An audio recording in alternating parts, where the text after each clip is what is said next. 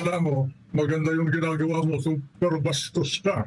Ang pagpalang araw po sa atin lahat, mga kababayan. Salicious, yan ang isa sa matalinhagang salita na binitawan ni dating senador at ngayon na Presidential Legal Counsel Juan Ponce Enrile laban kay Vice Ganda na ito umano ay kabastusan sa kanyang pinakita sa national television dito sa Showtime, kung saan nagpapakita sa kanyang mga followers na umano'y bastos at hindi dapat igalang at ayon nga sa kanya dahil sa kanya umanong pagiging sikat at isang influencer sa social media ay ginagamit niya ito para mang-abuso at gamitin para sa hindi magandang gawain at napakabastos umano. Yan ang talagang mga matitinding salita na binitawan ni Juan Ponce Enrile. Salacious. Sabi naman, ano mang Juan? Malicious? Salacious. Salacious. Salacious po mga kababayan po natin, ibig sabihin na bastos. Ngayon, Salacious. Salacious. malalalim ang uwan si Muman. Ayun, ang punto lang is, ang nanonood dyan sa programa, may mga bata. Yun lang. Kasi comedy show Sabi nga ng misis ko, hindi natin maalis sa katauhan natin na mayroon tayong galing sa father na lalaki at galing sa mother na jeans na babae.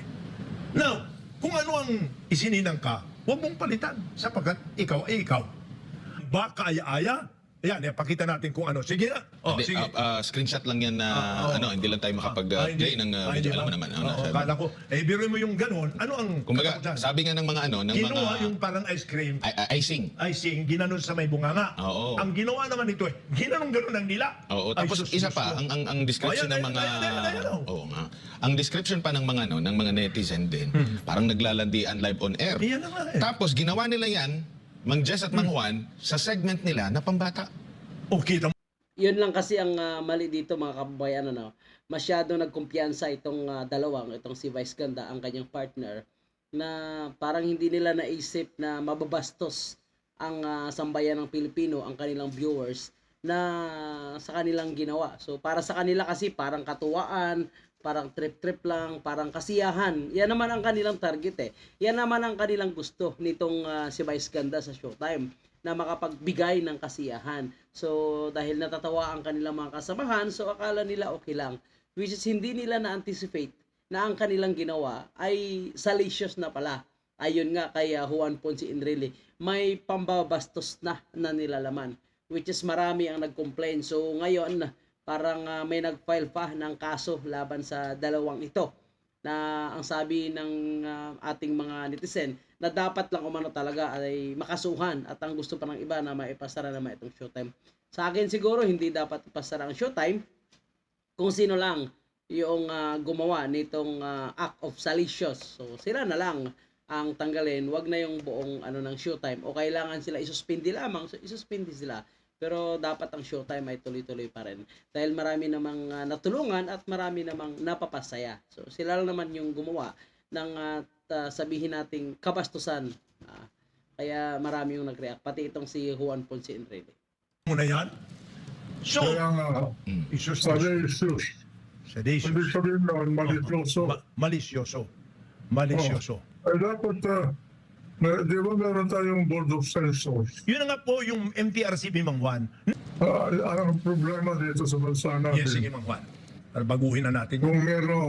kung meron kang power, political, social, economic, or whatever, halos hindi mo na iniisip yung kapwa.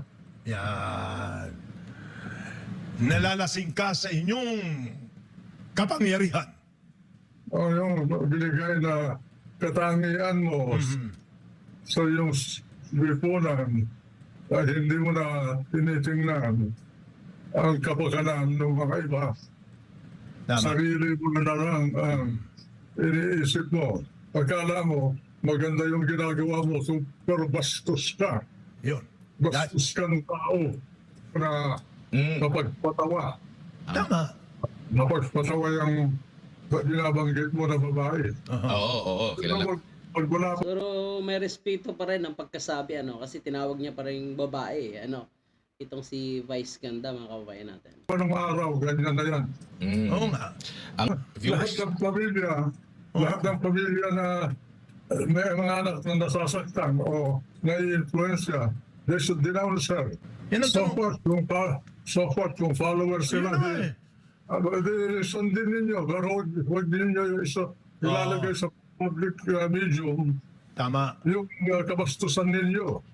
Yun po ang pakiusap naman ni dating Senador Juan Ponce Enrile na pwede naman kung gusto nyo talaga na gumawa ng ganyang kabastusan kayo na lang. Wag na ipakita as in sa publiko. Kasi ang Showtime ito, non-time show. Maraming bata ang nanonood at ang programa nila ay para sa mga bata nung time na yon. So talagang hindi talaga maganda para sa paningin ng lahat. So itong decision ng MTRCB, I think nag-file sila ng motion for reconsideration sa kanilang suspension na 12 days. So hanggang ngayon wala pa ring update. Ngunit si Vice Ganda mukhang nag-react nga siya at may mga may mga parinig ito laban kay Juan Ponce Enrile at lumabas pa mga kababayan po natin yung banat ni late Senator Miriam Defensor Santiago laban dito kay Juan Ponce Enrile. So I think sila rin ata nagpapalabas ng ganitong mga videos para makabawi or makabounce back dito kay Juan Ponce Enrile. So ganun pa man mga kababayan po natin, kung papakinggan po natin yung mga punto ni Juan Ponce Enrile, ang kanyang sinabi, wala naman siyang masama o pagmumura o mga masamang salita na sinabi, kundi sinabi niya lang ang totoong naging action ni Vice Ganda sa kanyang programa dito sa Showtime, mga kababayan natin.